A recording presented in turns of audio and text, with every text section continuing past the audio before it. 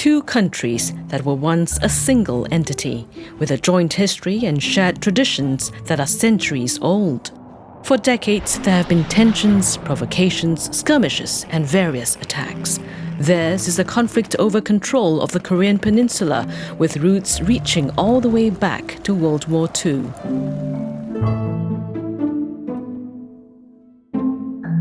Korea was made up of three kingdoms. They were then unified under the Shilla dynasty in the 7th century until it was annexed by Japan after years of fighting. It was first divided after the Second World War, when the Soviet Union assumed control of the north and the United States took charge of the south. The demarcated 38th parallel was a line decided by the US and the Soviets and refers to a circle of latitude that is 38 degrees north of the Earth's equatorial plane. The 38th parallel became the world's most heavily militarized border, along which millions of people were separated from their loved ones until today. War broke out in 1950 when North Korean soldiers invaded the South. An estimated 2.5 million people perished in the war, while tens of thousands more fled their homes in the North. In 1953, the fighting ended with a ceasefire agreement, which then established the 4-kilometer-wide demilitarized zone to provide a buffer between the two countries.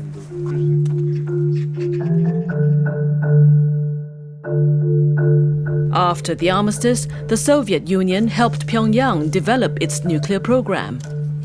In 1965, Pyongyang built its first nuclear reactor. It views its nuclear weapons as a security guarantee to guard against a US invasion or a US attempt to overthrow the ruling regime.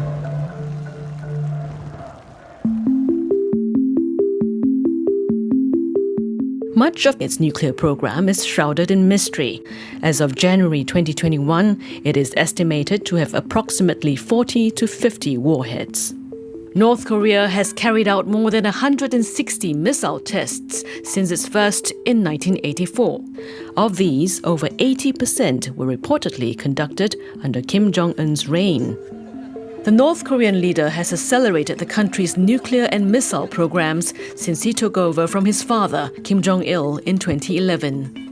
Pyongyang continues to demonstrate rapid advances in its military technology, claiming it has tested hypersonic, short-range, long-range, and intermediate-range ballistic missiles.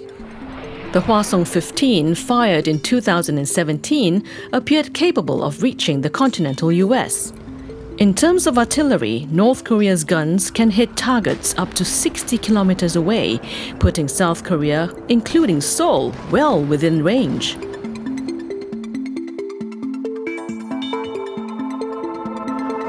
Relations between the two neighbors ebb and flow. Both sides claim to be the legitimate rulers of all of Korea. After the war ended, neither side signed a peace treaty. The North had in the past fired into South Korea's territory and threatened to engulf it in a sea of fire. Since 1998, South Korea has pursued a sunshine policy to reconcile and cooperate with the North. Ties are warmer when South Korea's Liberal Party is in power.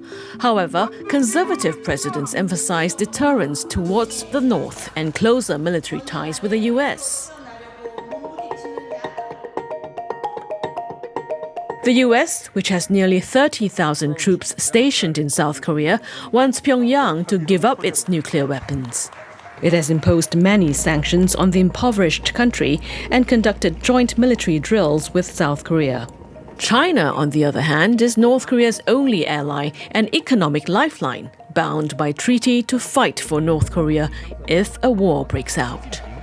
However, Pyongyang's nuclear ambitions have strained ties with Beijing. In 2017, it scaled back its support for the regime, joining other countries to implement sanctions on Pyongyang. As North Korea becomes a nuclear power, the fragile security situation on the Korean peninsula has the world on edge. Any military conflict here will have regional and global implications. For now, despite Seoul's efforts, achieving inter-Korean peace and reconciliation remains a long shot.